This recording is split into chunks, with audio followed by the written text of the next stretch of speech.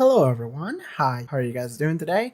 Welcome back to another episode reaction to Buffy, the Vampire Slayer. This shirt, it's mad. Hello. Last time on Buffy, Warren died. He died really badly actually. Yeah, Willow went crazy, or I mean a little. She got real upset over the death of Tara, which the further I've gone away from that episode, from seeing Red, the more thoughts I have developed about a little bit about Spike and Joss Whedon, but also about Tara and what her death was. And it's funny because I would like to have more time to talk about it, but I didn't, and that feels unfair to me. So like, again, in the way that I always do, I'm gonna have discussions about the whole season after I'm done with this season. Hopefully it's not gonna be a 9 hours video like season 5. It's actually maybe gonna be several smaller videos that are a little bit more digestible and also don't kill my channel for like a whole month and a half. But I feel like I do need to do like a post-mortem on that episode specifically, almost like seeing Red. Okay, let's go back to it and let's try to analyze it a little better, because like I wasn't in the mind space to do that when I watched that episode. I just got upset and I didn't want to look at it. And I still don't want to look at it, but I'm a little bit feeling better now. So maybe it's not gonna be a video on that episode, but it's gonna be a video on certain topics like Tara's death. Okay.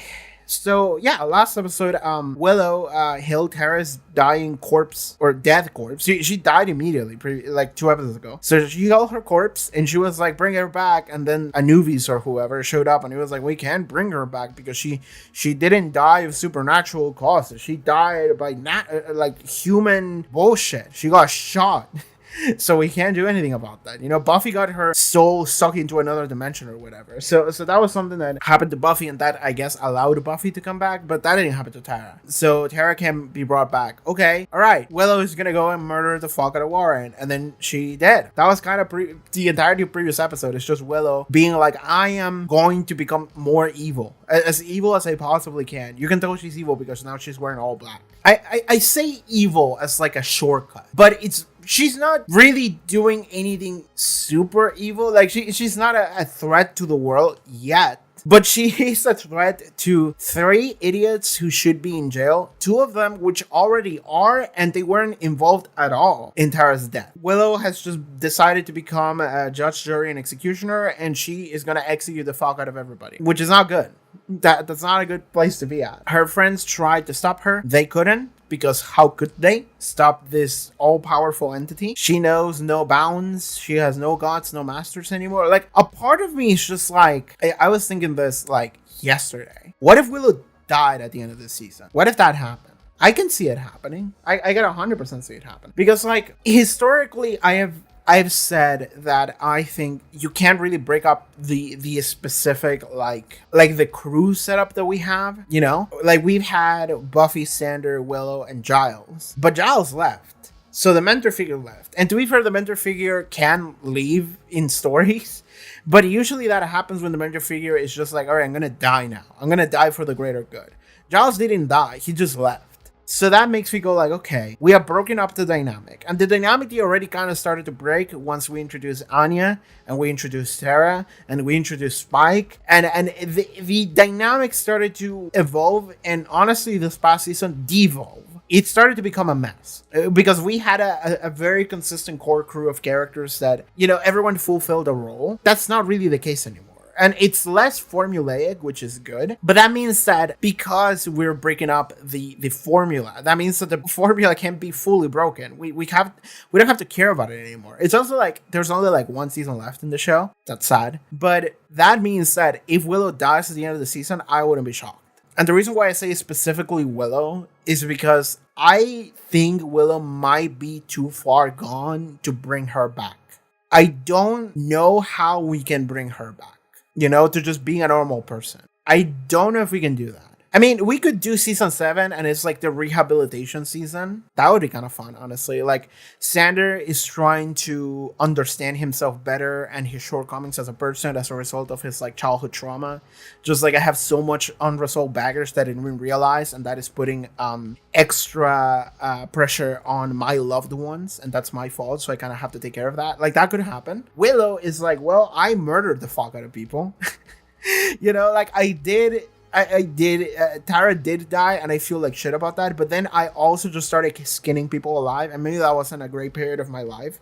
So maybe she's also going on that rehabilitation thing of like, I did fucked up things. And Buffy, whatever the fuck happened with Buffy and Spike, I don't want to get into that. But that could happen. I feel like maybe it would be a little bit of a retread for Willow though. Because she was already on her rehabilitation era in this season with the drug addiction. Next season, it would be the same, but like worse. Because it's not just drug addiction. It's like I murder people. So that's different. I'm already speculating what the next season is going to be. I shouldn't do that. I should just go and watch this episode. We have 2 episodes left. So yeah, if you're watching this on YouTube, the next episode is already up on Patreon. Yeah, Patreon. Check out the link description below. Pop up on the screen. The next episode is already on Patreon. And then I am going to be doing some extra videos on season 6. Like certain topics that I want to talk about. So that's going to be coming out in between season 6 and 7. And then we're going to be doing 6 and 7. Also, we're finishing out Angel. I watched like 2 Angel episodes back to back the other day. It was great. But we should be finishing up Angel sometime near the future of where Buffy season 6 is ended as well. All right, let's see if Willow murders a bunch of nerds. Buffy the Vampire Slayer, season 6, episode 21. Let's go. This is what happened this year. Tomorrow night, we're bringing Buffy back. I'm sorry I laughed. It's just like, that's the best recap. It's just like, everything went to shit, by the way. In case you were tuning in after like taking a year off and the last thing you saw was like Buffy's mom dying. All of this happened, by the way. It's been a crazy ass year. For now. One down. Alright. Let's see if Jonathan and Andrew die in the next like 20 seconds. I think I'm gonna be sick. What happened back there? Willow did that. That's why we have to keep moving. You heard what she said, 1 down. Willow's got an addictive personality. She just tasted blood. I mean, she could be there already. No, she couldn't. A witch at her level, she can only go airborne. More flashy, impresses the locals, but it does take longer. Longer than what? Teleporting. Right. Oh. Vengeance demon. Counting the ways that can go wrong. Well, Anya can handle herself. Against Willow tonight? Don't be too sure. Yeah. Warren was a cold-blooded killer of women just warming up. He asked me the bastard to come into him. Maybe. Andrew and Jonathan don't. Yeah. Trash this card. Guess she wants to finish the job without us tagging along. Meet me at the jail. She can superhero. Okay then. No big deal. Just The car explodes. glad I can help. It wouldn't be crazy for this season. It's just like every scene now, I'm just like, okay, what is the worst thing that could possibly happen? Dude, move like a foot to your left. I'm trying to hear something. Like what? Oh, you have like a communicator? Signals. I figured it out. Warren never abandoned us. This is like his test. If we can figure out how he's communicating with God. us, then we'll be, worthy.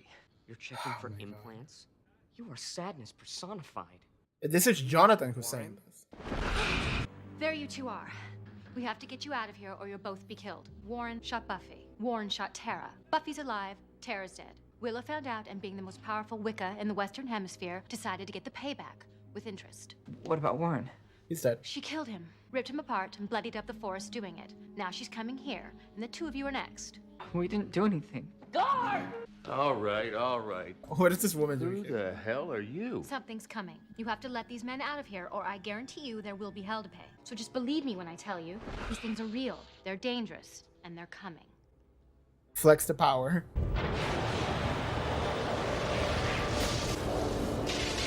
Listen, I don't know what you think you're doing, but just Take a nap. Okay.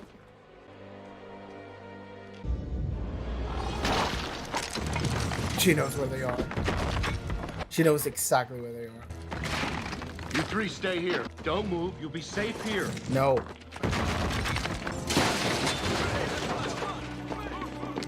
Back off.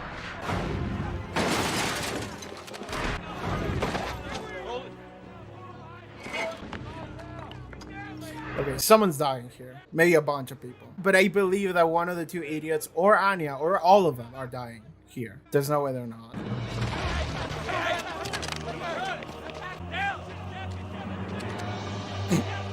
Oh, they're fucking dead. They're cooked.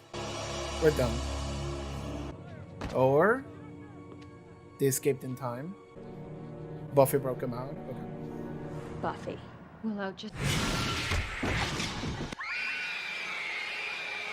She's a banshee now, actually. Hell yeah. We're gonna have to make a run for it. Get in. Sandra stole a cop car. Let's get out. Is she coming? I don't see anything. Where are you taking us? We'll find someplace safe and we'll keep you there until we can stop Willow. I don't get it. Willow's a witch. Why doesn't she just, wave her arms and make us dead? Doesn't work. Because she doesn't want you dead. She wants to kill you. Oh, yeah. I hate to admit it, Buff, but Jonathan may have a point. Why isn't she right here, right now? Maybe she's just getting her mojo up and running. She wants to see you suffer. Maybe she hasn't figured out exactly how much power she really has yet. Neither have we. Guess we keep running then. She's it. What was that? Yeah. Just Willow.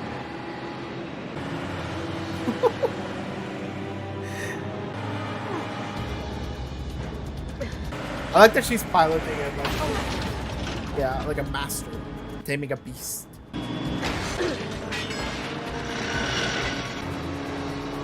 She's drained. Oh. Okay. Just She has keep going. limits. Okay. First time we see her crack limits. But that means that she's literally burning herself out just to get these skills. She's literally destroying herself to do this. Okay. Not that I'm knocking the nacho cheese ones. Oh my god. Yeah, Clem's gonna save us. This is safer. This is a safe haven. So gritty. So I give him a 7. Maybe a We're rating 7.5. nachos? And you think this is dumb, don't you? I think it's great. No. It's not fair. Girl your age, cooped up in a crypt. Tell you what, let me get my hat and my coat. I'll take you to a movie. We'll go nuts. PG-13. Clem, Uh-huh. do I look weak to you or incapable? Heck no. You look like a teenager. You're not gonna go and get yourself in trouble now, are you? That's Or all me, she 'cause does. Your I turn. need a demon to help me. Spike would have. Spike's gone. Alright, here we go. Understand then. Yeah, this is a test. And since your pad is decked out gladiator style, and no number 2 pencils have been provided, guess we're not starting with the written. Oh, here we go then. Son of I was gonna say that guy looks slightly oiled up, and then he turned on fire. It seems like they're like 5 minutes away from gate sex in that cave. Oh, well, not here. Let's go home. You don't feel my anything God. because this place moves. I told you. No. Oh, they're going to the drug dealer's house. Because he's shady. A bad element comes down here. I get that. But Willow's part of it now. She is the element. If she isn't around somewhere, Rack may know where she is. Shayrock does know where Willow is. He's not going to tell you for nothing. He's going to want something. I don't know if you've thought this through. Even if you find Willow, you really think you can stop her? Maybe. I don't think she could in terms of power, but she could in terms of talking to her Fast. Big help. and just starting to cry in Again, front of her. Maybe that would get to her. Xander needed big help. Whatever we got, we better grab it fast. This is one of the first places she's gonna think to look for us. Yes, What are we doing here? I could summon a demon that would kill her. it wouldn't work. No one is getting killed. Sit down. We need to find some sort of magic that'll stop Willow. She drained the place. Took everything. Not everything.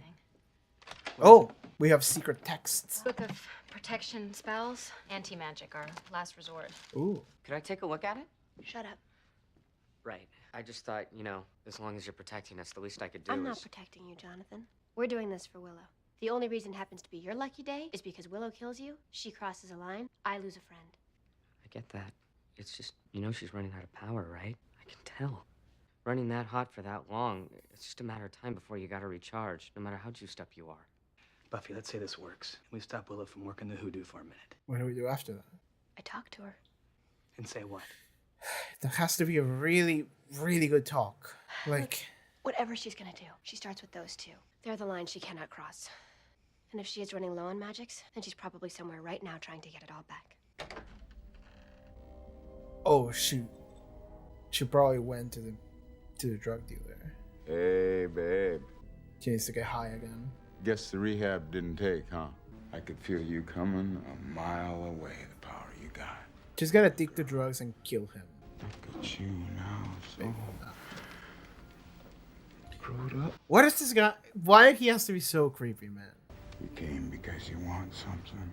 So tell me, Strawberry, what on this earth do you want? Just I take a little tour. Like I said.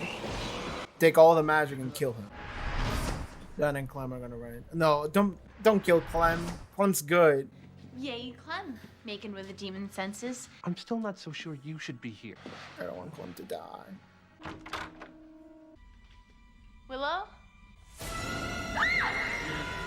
Suspended. Hey, cutie. She looks eviler now. You look terrible. You're back on the magics. No, honey. I am the magic. That's worse. Did you kill that guy? Yeah. It's not the first guy I killed tonight. Believe me. Willow, please just listen to me. I miss Tara too. But this, what you're doing here, this is not the way to go. Do you miss her? Yes. Did you cry? I cried for a whole day while you left her corpse there. I understand the crying. You cry because you're human. But you weren't always. You used to be some mystic ball of energy. Where's this going? Want to go back? End the pain? You'll be happier. We'll all be a lot happier without listening to the constant whining. It's time you go back to being a little energy ball. Clem. No? I think Buffy. you need to Okay. get away from her. Okay. I thought Clem was gonna come in and save her and die in the process, but it's Buffy. Well, how's the translation coming?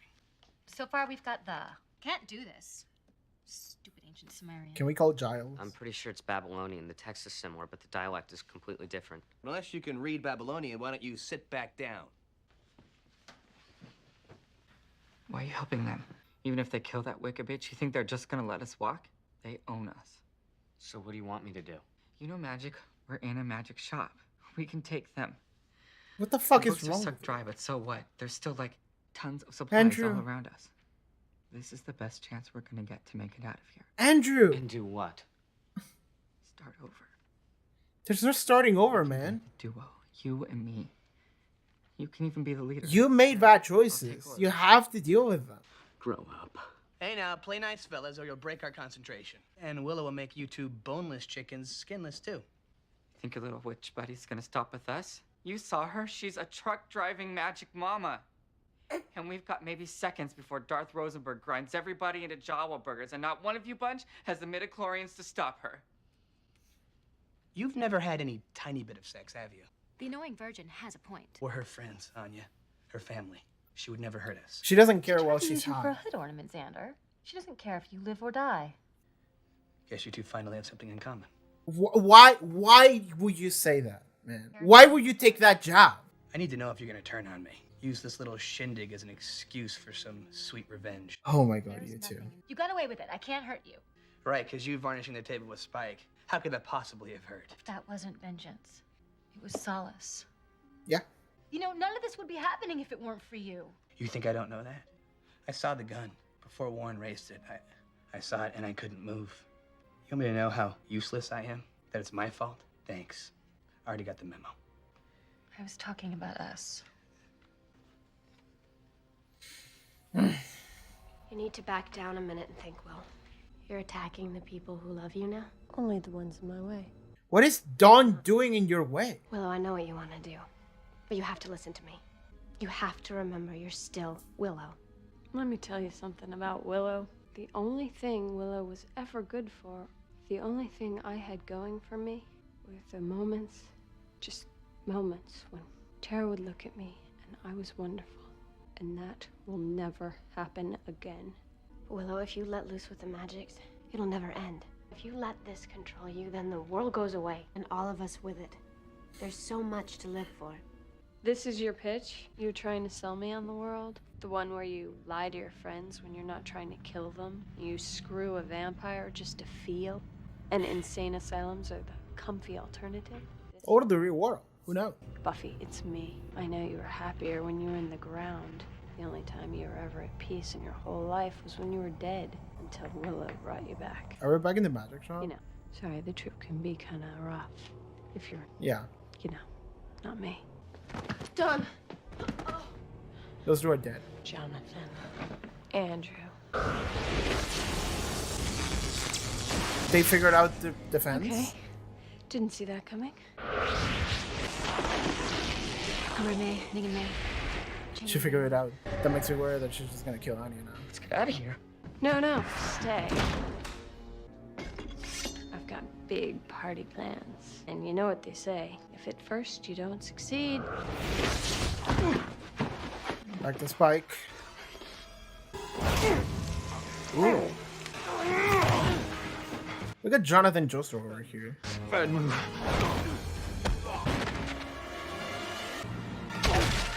Okay, you won. You have passed the first stage of the test. That's what I thought. Right, I get it. Wait, first stage? Yeah. Bugger. Back to Willow. We just have to keep reminding the audience that Spike is doing something. Damn, that is one effective counterspell. So which one of you boys worked the mojo? I'm curious. Guru mein ning and mei chen in me. Willow says she Because can I cure can't do thoughts. magics to you, doesn't mean I can't do them on myself. Dummy you. Now I'm pretty sure I'm strong enough to beat you to death. An enhancement spell. Doesn't have to shoot beams. I don't want to hurt you. Okay, we're gonna throw hands for Buffy, I suppose. Not a problem. I said I didn't want to. Didn't say I wouldn't. Let's go. Buffy can handle her. Are you sure? No, that's why we're leaving. On. I can't. I have to stay here to keep the spell going on Willow. It's on Willow, no on them. I'm worried Annie's gonna die. I'm worried so many people are gonna die. So, here we are. Oh, Buffy, you really need to have every square inch of your ass kicked. And show me what you got.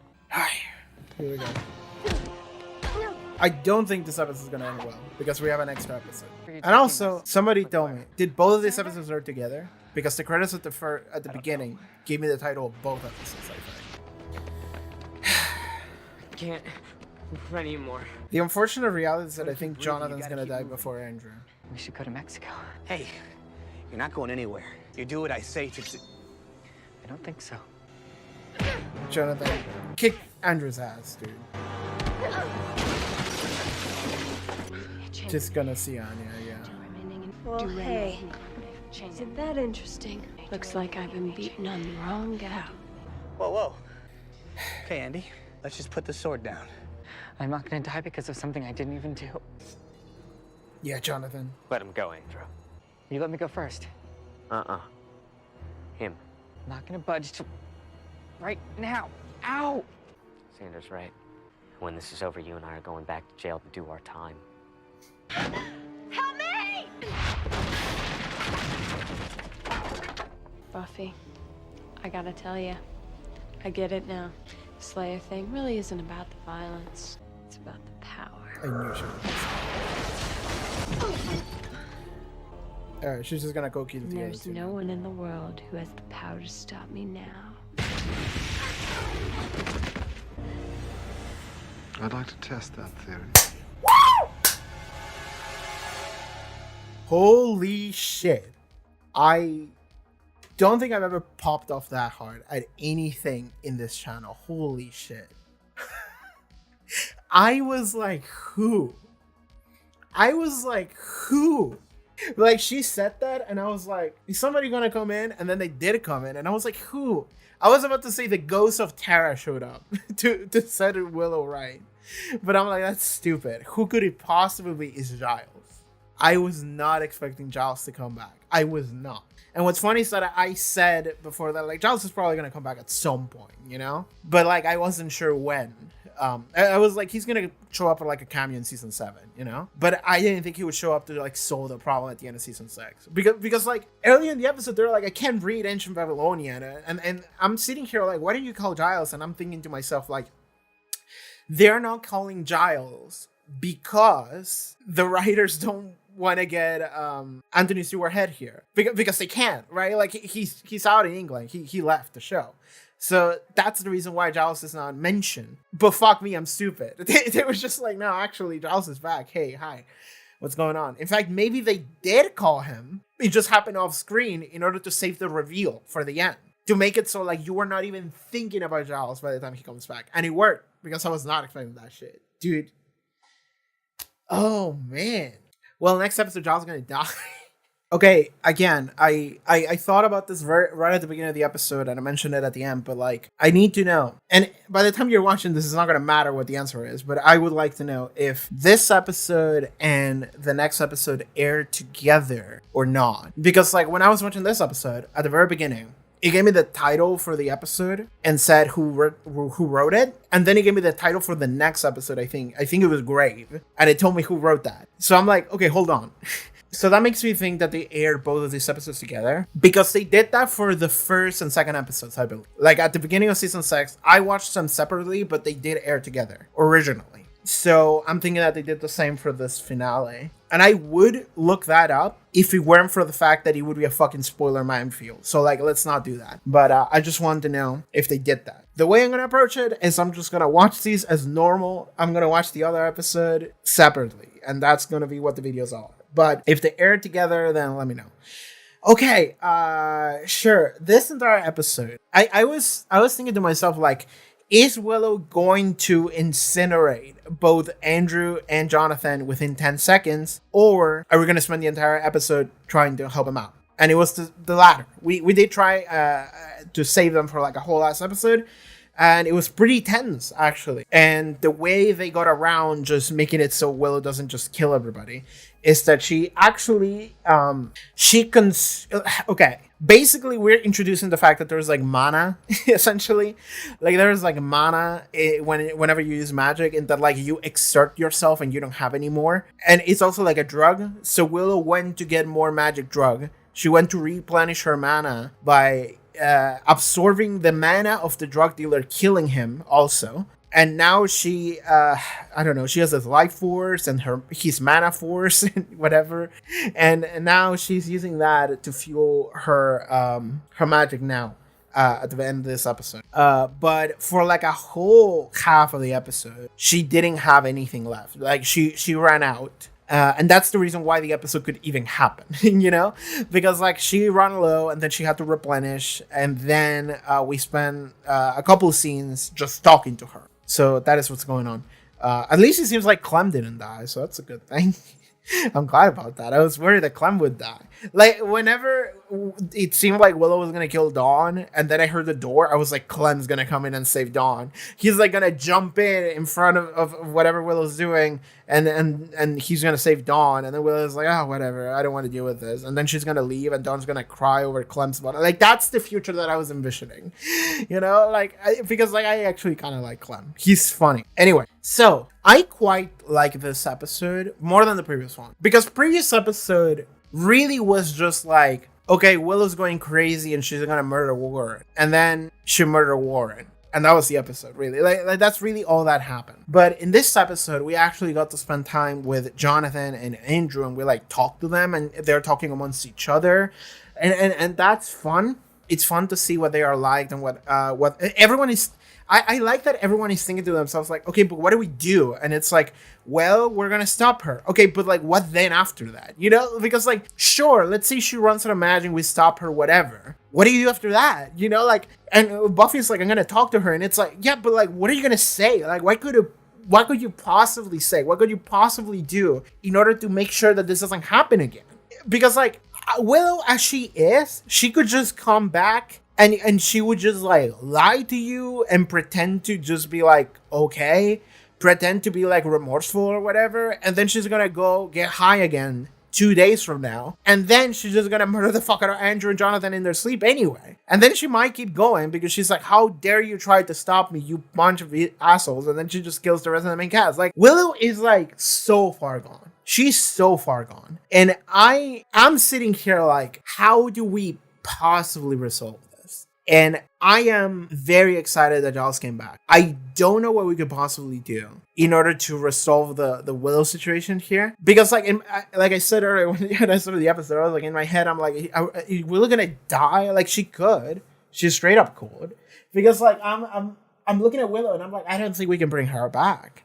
And maybe we could, I don't know. But she looks so far gone. And like, I don't put that much like antagonism towards Willow in the second half of this episode because she's high. Because like we watched that episode where she was taking drugs from the drug dealer, like, I don't know, 15 episodes ago. Like, we watched that, and in that episode, Willow, when she got high, she was like in a different planet. She was like somewhere else. So like she's not fully conscious of what she is doing. So I don't want to antagonize her as much as she primes herself to be in this episode. Because in this episode, the second half, she's just like, I finally get to beat up the Slayer. You know, you deserve every inch of your ass to be kicked, or whatever the fuck she said to Buffy, you know? She's like, I don't want to be a psychic anymore. She's so evil and self-centered. But I also don't think that she's entirely to blame for that. Is the drugs talking. What she is to blame for is getting on drugs and trying to kill people. With that being the explicit intention, right? Like, she is not choosing to say these words necessarily. They are being exacerbated by the influence that she's on. But she is to blame for the choice that she had to actually take those drugs for the explicit purpose of murder. She is to blame for that. So like she still sucks, you know? She's still doing a lot of evil shit. I just don't hate her as much as I probably would imagine a lot of people did whenever she was saying whatever the fuck she was saying at the back half of this episode. And I do think that is coming from like a place of inferiority, of course, obviously, but that is coming from something that's real. But like the thing about people is that people always have something that's real inside of them that is like feelings that you have to just like beat down. You have to be like, don't entertain that thought. That's a bad thought. And it's not even a thought, it's a feeling that I have that is bad. And I have to reshape it into something that makes more sense, and it makes me a better person, right?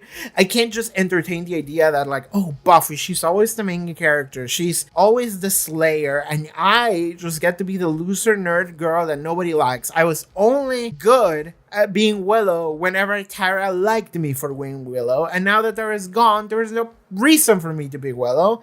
I'm just gonna be a powerhouse that kills everything. And I love power. It feels so good. And I'm sitting here like, girl, like, okay. So yeah, you know, like it's really funny how we're watching the beginning of the season, like me and my editor. I didn't say this previous episode, but like I'll just say it here again in case you didn't watch it. My editor and I, mostly my editor, predicted that Willow was gonna skin these idiots alive, like Warren specifically, on Discord on August, so like half a year ago. Whenever we were watching the beginning of season 6. My editor has also never seen Buffy, by the way. Like, we're both flying blind. He's more blind than me because he didn't watch seasons 1 through half of season 5. So whenever he started doing this work effort for me, this editing, that's when he started the show, which is really funny. But we're talking about it, and like we're looking at what Willow was doing at the beginning of the season. She has this fucking god complex. So like both of us looked at that and we were like, and I think it's because I said, I don't remember when, but I'm pretty sure I said it on videos at the beginning of season 6, maybe multiple. I said that I'm looking at this 3 idiots, these 3 nerds talking about Doctor Who and Star Wars and shit. And I'm like, I don't feel intimidated by them. Like, I'm not. Like, I'm simply not. They don't matter. They're pathetic. And this was before whatever happened to Katrina happened. So this is them just being idiots. And I'm looking at Willow with her, like, I brought Buffy back to life, god complex and shit. She's, like, mind-controlling people. She's going on her, like, magic benders with Amy. She's mind-controlling, like, Tara and shit. Like, I'm like, Willow is much more likely to be the main antagonist of this season than anyone else. That's what I was thinking. And I'm pretty sure I said that. I was like, whatever those 3 idiots are doing, I don't care. What Willow is doing is way worse and way more dangerous long-term. So, season 6 kind of loops back to that at the end here, and it all comes true. And it's really funny how it did loop back to that, because we were going pretty well up until the universe decided to kill Tara. Because it wasn't Warren. Warren didn't mean to kill Tara. The universe itself decided that Tara was gonna die, and then she died. It was like pure happenstance. And then Willow goes on this shit. And it's funny because like she was okay. She was completely fine. By the time like 5 minutes before that happened, Willow was completely fine and happy. And suddenly it all goes to shit instantaneously. And it's funny how that was a prediction that my editor and I made. And like we forgot about it. Because Because like we were fine, like Willow rehabilitated, we were like, oh, they're getting back to this is great, and then suddenly that happens, and I'm like, oh, I'm revisiting what we said before, and I'm like, it's funny how this is coming true, because it shouldn't under no circumstance become true, because everything seems to be going okay, but it wasn't. But okay, so there is some stuff to talk about. I don't know how much I want to talk about Willow, because like Willow is high right now, so I don't know how much I can garner about her person while she's high. You know, I can grab those elements that I said that are definitely parts that are real coming off of her inferiority complex, and her just disliking herself as Willow, being the shy nerd. Man, really, like this entire season is just like Revenge of the Nerds. Not the actual thing, but just the concept, just the title. Should be season 6, Revenge of the Nerds. That should be the title of it. And you think it's about Warren, Jonathan, and Andrew being like weird, creepy, nerdy incels. But actually, no, it's Willow. She's the real threat of a nerd. She's the nerd that turns into a school shooter, you know? Like that's what happens. But no, she became a drug addict. She's not a school shooter. She's a drug addict, okay? And then she goes and shoots up the place. But I don't know how much I want to say about Willow here. Because, like, I don't know how much I can gather from anything that happened. Like, she didn't really say anything before she went and took the drugs from the drug dealer. And then after that, she's just so evil. And I'm like, I know you don't mean many of the things you're saying. You know, she's talking to Dawn, and it's like, you're just a little energy ball. Like, what if everything would be happier if we just got rid of you? If you weren't whining constantly. I'm sitting here like, man, Dawn doesn't deserve this. And I know none of the people in this fucking show mean that. So the fact that Willow is saying that, I'm like, I don't fucking believe you. Shut the fuck up, you know? I'm just like, the show loves torturing Dawn. Like, that's what the show loves to do. So, okay, let's talk about Xander and Anya. And we've talked about Xander and Anya before, but I don't know if I ever expressed myself fully in a more comprehensive way, but I'll do it now. I'll do it now here. Because here's the thing with Xander and Anya, is that I fully understand why both of these people acted in the way that they did and continue to act in the way that they do, sorry. And I feel like I've seen these phenomena happen in comment sections, because I don't really read them anymore that much, but I'll click on them sometimes, you know, like that. I found that has been healthier for me, is to just like,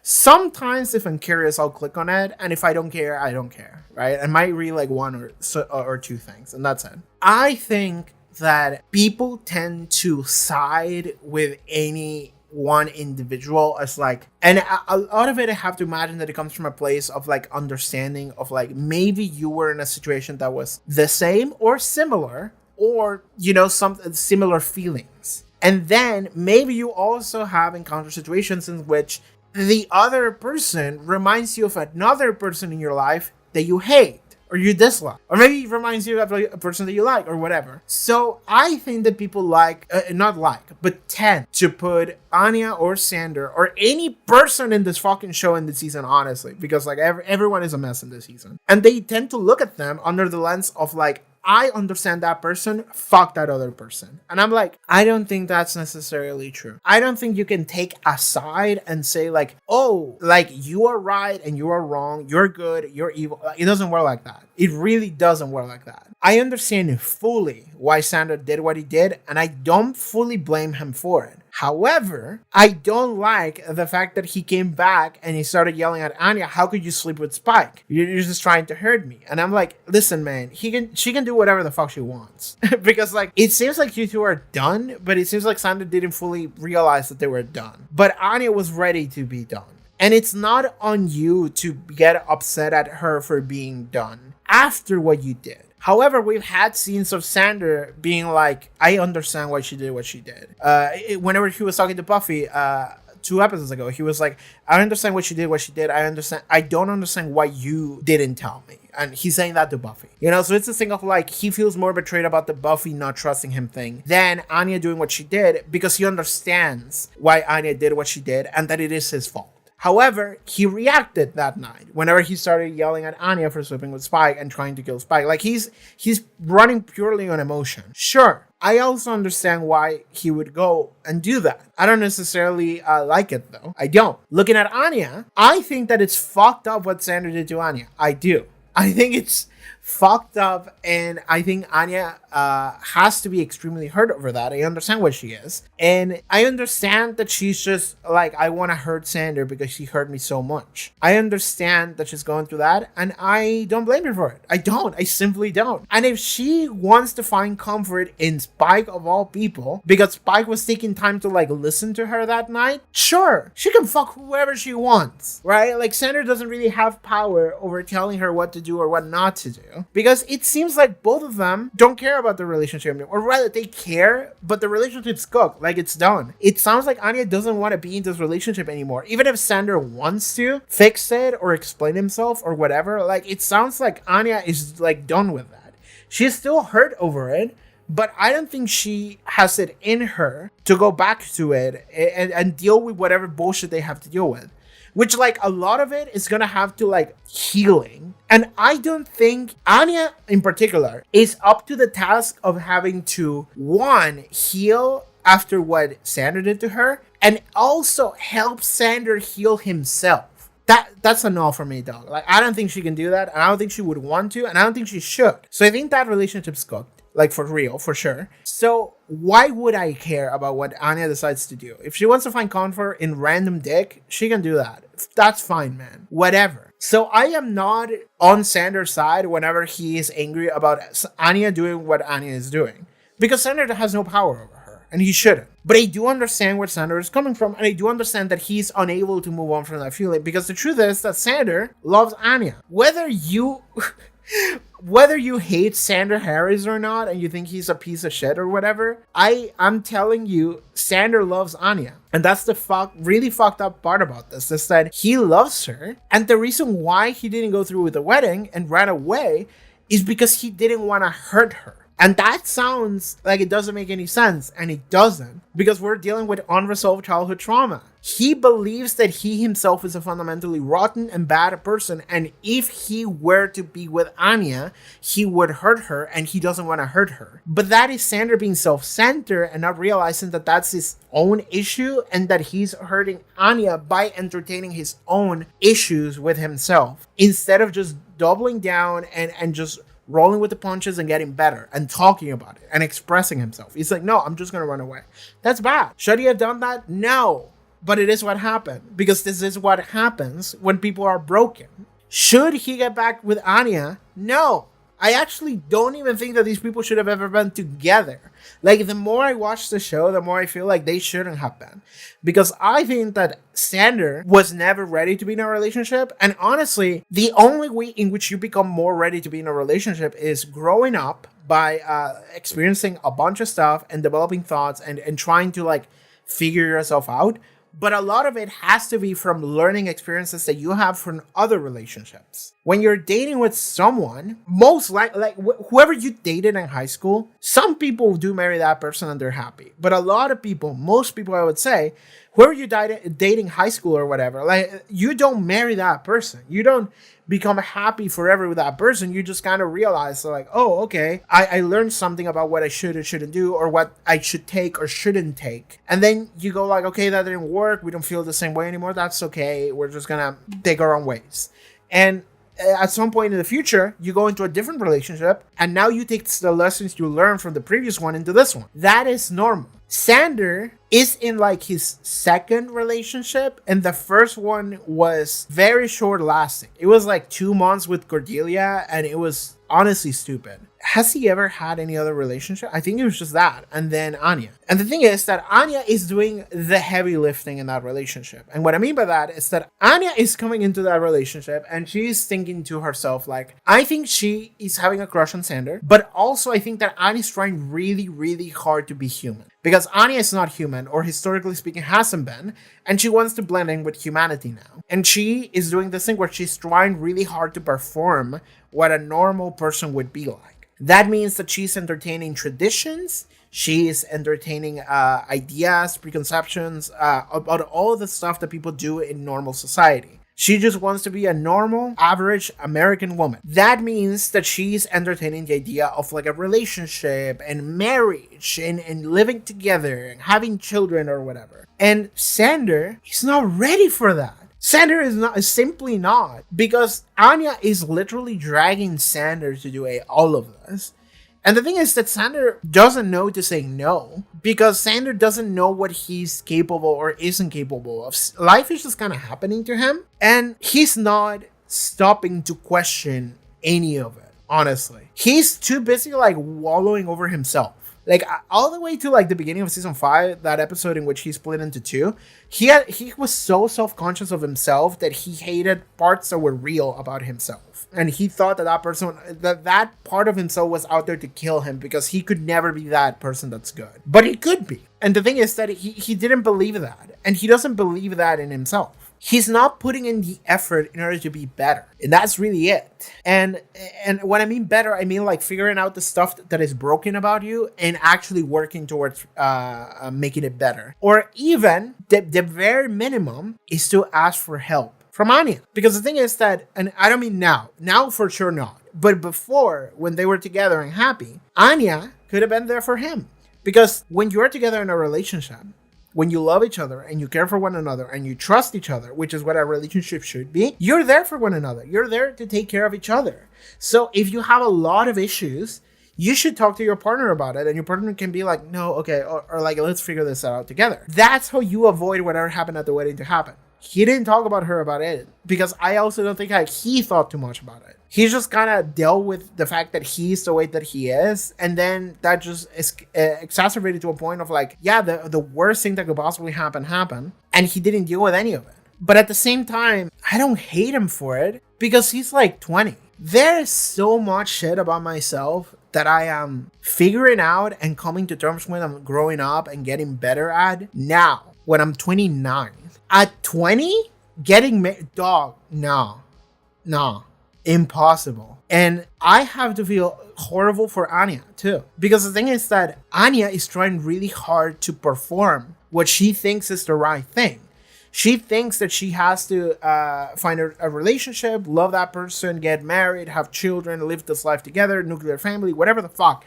She's thinking she has to find a job. She has to perform really well. Like, she gets so much validation in feeling like she is being a good, normal person. And the thing is that she wants that marriage to happen because it's another step that she's supposed to take. But Anya is also rushing into that wedding like crazy. Like, y'all are not ready to get married. You're not. And I think that Anya definitely took all of this very lightly. In like, I'm just gonna rush in. And it's like, I don't think you should have done that. You're children. I mean, Anya has been alive for like thousands of years. Sander is a child. Anya is someone that has been alive for thousands of years, but she's also very non-human. She's also learning. So in a way, she's also kind of a child as well. You're both just learning stuff. And I think Sander has a lot of stuff to learn about himself, and Anya has a lot of stuff to learn about the world, which also includes other people. And they just didn't take it slow. And what happened is the worst thing that can happen. I think it makes complete sense for both of them to feel the way in which they do. And I don't think I can get upset at any of them for it. Anya can do whatever the fuck she wants now. I think that's completely fine. If she wants to date Spike now, and that's season 7, like, she can do that. I don't care. I don't give a shit. It was wild that it happened just out of nowhere, but like, I don't care, because Anya can do whatever the fuck she wants.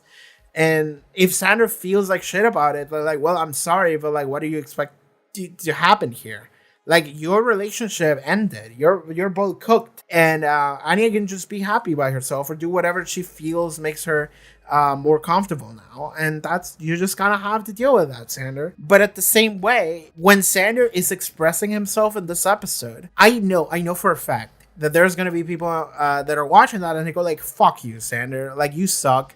You piece of shit, lying, awful human. You keep saying these things to Anya just to like hurt her more, and you don't mean any of it. No, he actually means that. And that's the fucked up part about Sander Harris, is that like, he's a broken person and he hurts others who want to get closer to him, because Sander just hates himself. That's really what it is. Like, the reason why he ran away from the wedding is that like, he hated himself so much that he didn't think that he could make Anya happy. So he ran away, making Anya unhappy in doing so, because he thought in his own mind, in his warped common sense, that it would be better for Anya to be left hanging at the altar than to experience the rest of her life alongside him. And that's not a good place to be at, man. That's really bad for you. So I can't be upset at him for it. I just feel sad. But I feel sad for Anya too, because like what happened to her is fucked up. I think Anya, one, has horrible taste in men, or two, needed to help him get better. But for that, she would have to realize that there was something wrong with him and actually work towards doing that. And maybe she didn't have the insight on her to do that. Sander needed to, one, not just let life drag him and realize like, oh, I can't do this because this is going to be bad for Anya. Like, do that sooner than at the very last second. Or two, realize that that is a problem that you have to work on. Three, actually express that is a problem that either Anya or your friends, you have a nice, healthy group of friends, Buffy and Willow and who else? Like, who else could help? I think just the two of them, really. But even before, Giles could have helped as well. Like, you have a healthy, like, found family that can be there for you if you express yourself that these are troubles that you have to work on. But at the same time, my guy is like 20. Like, it's a lot to ask for him to have the clarity to like realize these things and actually work on them. Because like, I don't think neither me nor anyone that's watching this goddamn video can say that at 20 years old, you had your whole life figured out. You had your whole ass self figured out at 20.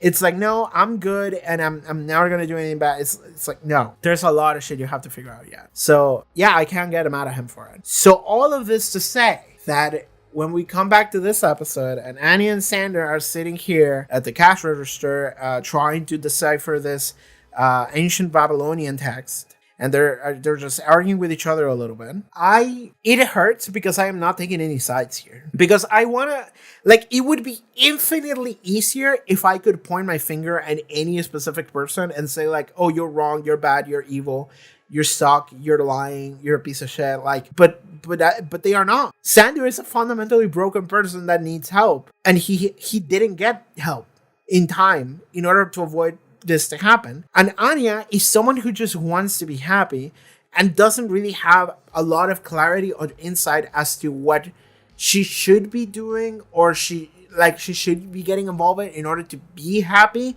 She's performing a lot of it because she's not human. Now she's back to not being human, but she was trying really hard to become human. And now she's just given up on that dream as well. But the thing is that I feel sad that she didn't get to have her dream lovely life that she wanted. And that's sad. She gave up on that dream. I guess she's still like a local shop owner, so that's kind of cool. But she gave up on it. She went back to being a demon. It's like, well, fuck being a human. Being a human sucks. It just hurt me and people are evil and I hate them. And it's like, well, Sander's not evil. Sander's just broken. And should Anya go back to him? No. Like, I just want to make that clear. I don't think this relationship would ever work. I don't think it was ever going to work unless y'all had a lot of work to go through and you didn't. But I just don't hate any of them. And it would be a lot easier if I did, but I don't. I just feel bad for the both of them because I want both of them to be happy. And they will never be happy together. And they're also miserable because they are not together, which is a great irony of life. But that shit happens. That happens, and that's real as fuck. Okay, I just talk a lot about Anya and Sander. I'm sorry about that. I'm sorry about Anya and Sander discourse, but I feel like that's probably it. I shouldn't say more about them unless there's new developments, but I don't think there's going to be. It is interesting how Willow is bringing up the fact that life sucks, actually. The world is a horrible place, and we would all be happier if we just gave up on it. She's bringing that up to Buffy, who has been struggling with that this season. So it's interesting that Willow becomes kind of like the face of it now. She's just embodying a sense of the fact that life sucks, actually. So whatever, who gives a shit? Let's just give up. Like that is what Willow is arguing. Because what Buffy's trying to talk to her, like Buffy's pitch is the idea that, you know, you can't do this because you'll be just abandoning the world. You would be giving up on the people that you love, the people that care for you.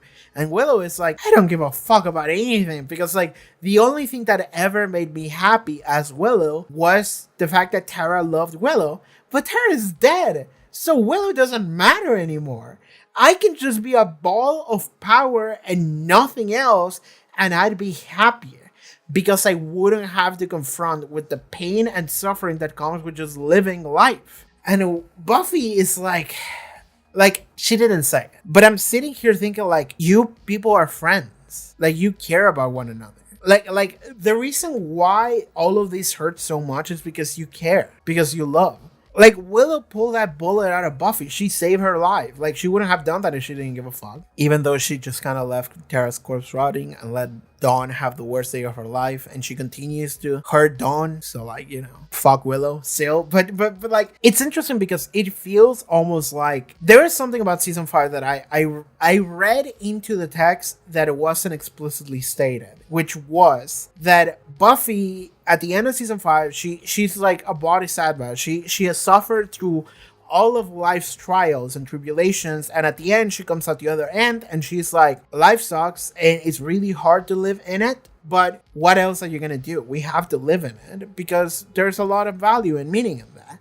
She sacrifices herself for her loved ones, for her sister, and for her friends. And like, there's a lot of way and meaning to that, in that, hey, like, things matter, life matters, the world matters, and your relationships matter.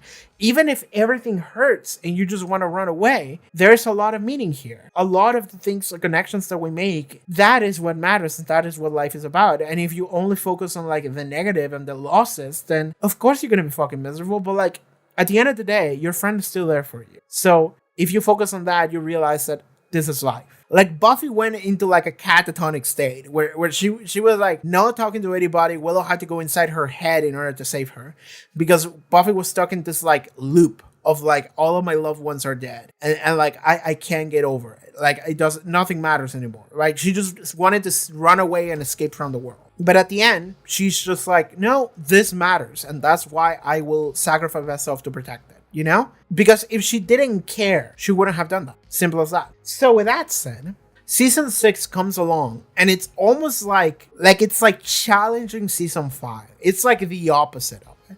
It's like, well, what if season 5 didn't suck enough? What if season 6 said like, okay, bet, and just said, okay, we're gonna hurt you. No, but we're gonna hurt you. No, but we're gonna hurt you. No, but we're gonna really, really hurt you. We're gonna really, really, really, really hurt you, right? Like that's season 6 to everyone, to every single character, to every relationship, every character, everything that could possibly happen.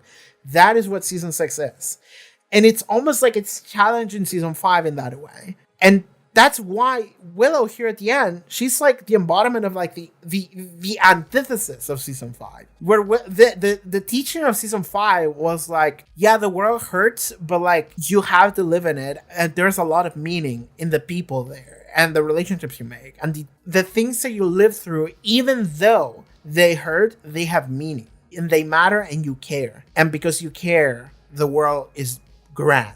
Season 6 is like, okay, but the world really sucks, so what if you just ran away and it didn't matter anymore? And that is what Willow is doing. Because the conversation that Buffy and Willow are having is that Willow is like, I am going to get so high that I don't have to care about anything anymore. I don't have to be Willow. I don't want to be Willow. Willow sucked. She was a punk-ass bitch, and the only thing that was good about her is that Tara loved her. But Tara's not here anymore, so like, Willow doesn't have to be here anymore. Willow doesn't matter. Like, we're talking about Willow in third person. That means that we are acknowledging that Willow is not in the room. It's like, this is like Willow's alter ego, the witch. And Willow is fully gone because Willow doesn't want to be here. This is not unlike Buffy choosing to run away. Like, the entire season, Buffy ran away by fucking Spike, ran away by becoming invisible and then fucking Spike, ran away by going to maybe the real world in which she's in a mental asylum and none of this is real. Like, she's constantly fighting this urge to run away because everything sucks, because the world sucks. From the moment that she came back to life, everything has been trouble and strife and violence and killing, and it's just like, I was happy, I was done, I was at peace, I was resting. Why can't it just be done? Why can't it just be done with everything? Like, why can't I just leave? Because they needed to make more money, because they they managed to negotiate more seasons being produced. That's really the answer there. But why can't I just be done? And that is what Willow is proposing here. Willow is just like, I don't want to be Willow anymore. Willow doesn't matter. Like, anything that it mattered about Willow was Tara, and that is gone. So I guess we're done with Willow. I can just be a junkie getting high on magic power, and whatever happens as a result of that is not my fucking problem. I don't care anymore.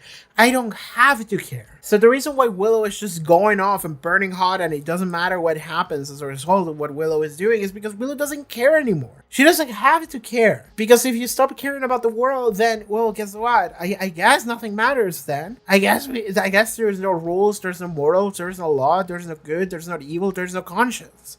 There's no relationships. There's no meaning whatsoever. It's just like, fuck it, man. And that is what Willow is proposing. And that's also why she's not grieving Tara. Because grieving Tara is an anchor to reality. So she's not doing that. She's just like, I'm just gonna run away. I'm just gonna go on this insane power trip and just murder everybody. And that'll be something I can do. So I don't have to think about it. But she's just ultimately running away. So I like that throughout the entire season, Buffy has been running away until she eventually decides, I'm not going to do that anymore. I'm better. I'm gonna face the challenges of life head on and decide I am actually going to stay here. And then she has to fight Willow on that difference of worldviews, really. Like, Buffy has learned that the world matters because her relationships and the people there and everything matters. Willow, it's like, I don't want to care because caring hurts. I can't really be super upset at Willow for feeling that way after Tara died in the manner she died. But I also just really don't agree with that. I really don't. I do think that it's fun how Buffy and Willow are actually coming to blows here in this like battle of like ideologies here. That's good. I like that. And the reason why it's good is because Buffy has spent the entirety of the season learning to care again, which is funny because she already did that at the end of season 5, but learning to care once more instead of running away. And now she has to fight Willow on that. So yeah, okay. Giles came back at the end. Again, I reacted like that really strongly, but it was a pop-off moment. It was awesome. I'm really excited to see Giles back. I have no clue what's going to happen next episode. Like, I really don't. I have no fucking clue. Oh, I forgot to talk about Jonathan and Andrew. Everyone's favorite part, Jonathan and Andrew. I keep liking Jonathan a lot, you know? And I started to feel a little bit bad about Andrew. A little bit. Not a lot. Just a tiny bit. Because you can see, I do have to give kudos to the actor who's playing Andrew. I think he's doing a great job. Because even though they are being given like the goofiest shit to say sometime in these lines, I do think that the actor was playing Andrew. Like, there was a moment in which I don't remember what moment it was. I think it was one of the many moments that were just at the magic shop. But I was looking at Andrew's face, and I think he was saying like, "What are we gonna do there? We have to run away. Like, they're just gonna lock us up. Like, they're gonna own us. Like, we have to run away." And I was looking at his face, like I almost wasn't listening to what he was saying. Like I was, but I also like kind of didn't care because I was focusing on his face and his expression, and I could really see just a kid who made too many bad decisions and is now realizing that he has to deal with the consequences of it, and he doesn't want to, and he's trying really, really hard to like figure out how not to, but you can see it in his face that he's freaking out because he knows he can't get away. He knows that the consequences are here and there's nothing he can do. Like, he's already grieving the fact that like it's catching up to him. And I actually do like that. I do think it's a little bit, emotional is not the word, because I don't feel emotional about Andrew. But I think the actor who's playing Andrew is doing a great job at actually conveying the emotion of like, oh, like, this is a kid who made bad choices, which, like, to be fair, we were all kids at some point, and we also made bad choices, some of us more than others, but Andrew is someone who made really bad choices, hang out with really bad people, and honestly, you start to feel a little bit bad over the fact that he was hanging out with Warren, probably just because he had a crush on Warren. right? But at a certain point, he started to make really bad choices of like, he started to really enjoy the power trip of like getting away with shit. And that's the part where I'm like, okay, Andrew's a piece of shit.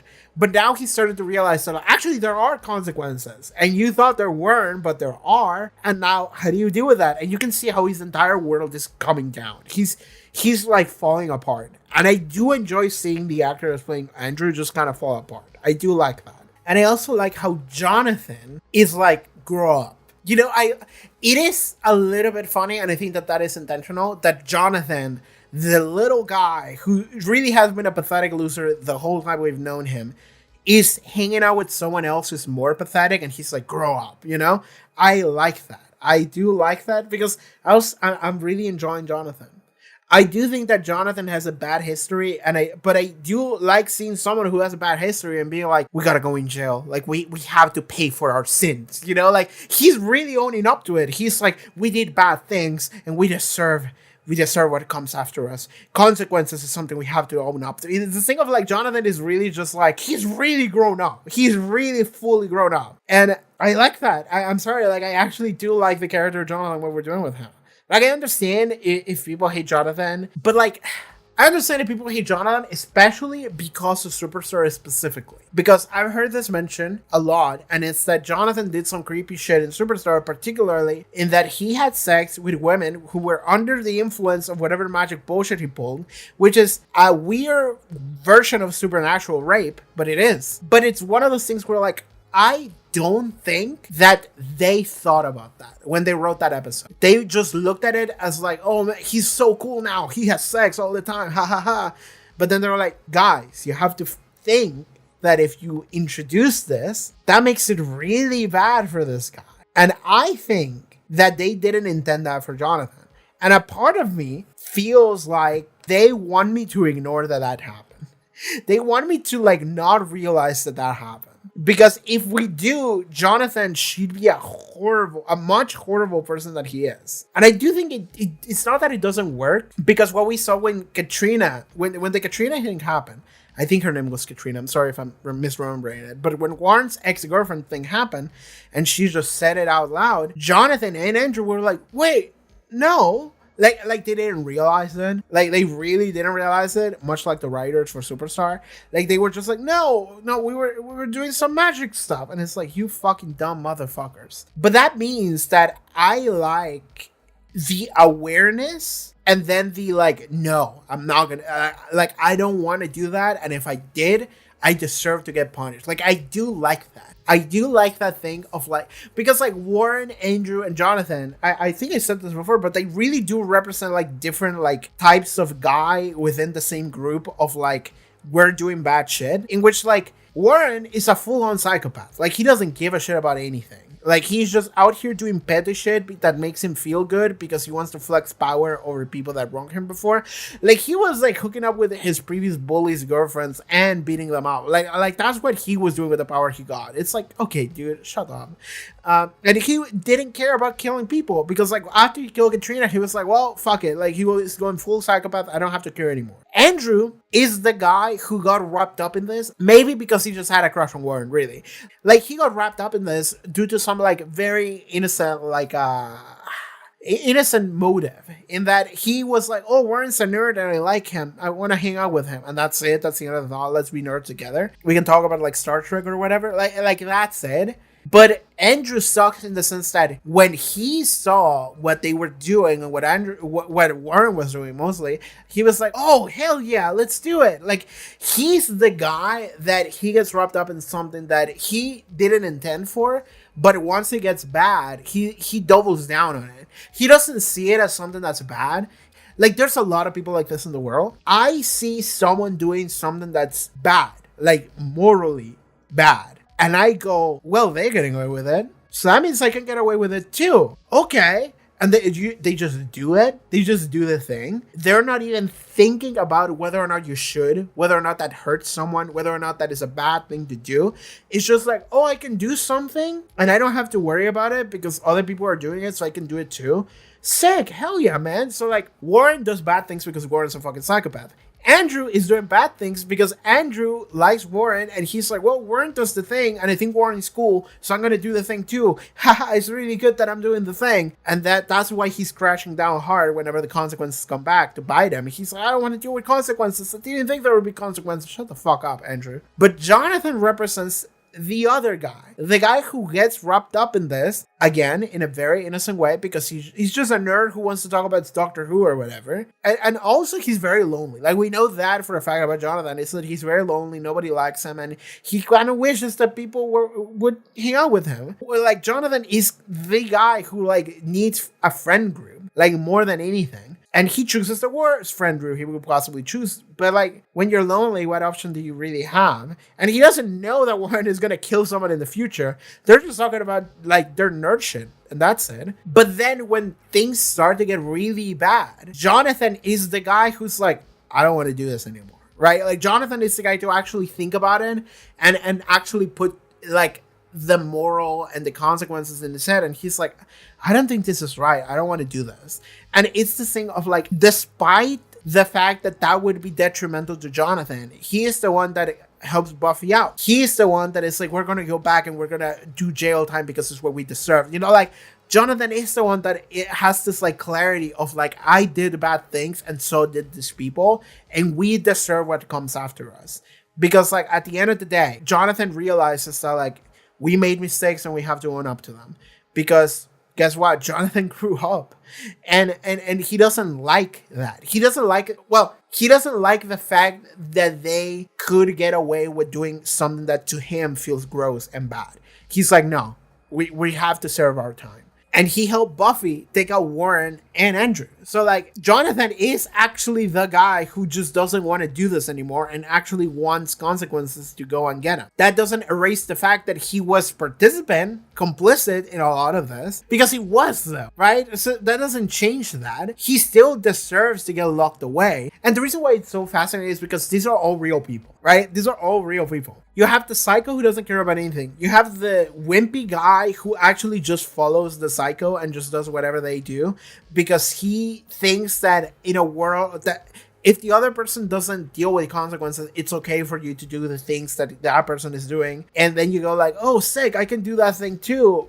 But you don't actually think about its impact on the world and how it could hurt people. You're not thinking about that. And Jonathan is the guy that actually does think about that. He didn't think about it soon enough, but when it happened, he's like, I don't like that. And I do like that gamut. I do think all three of them as a group are very compelling, actually.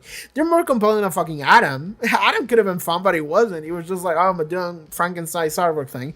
But I do like that these three idiots actually represent like an entire like group of guys that feel very real. Okay, I'm looking at my time and I'm running out of time. So I think I'm gonna end the video here. I'm just excited to see whatever the Giles thing goes. Like, we have one episode left.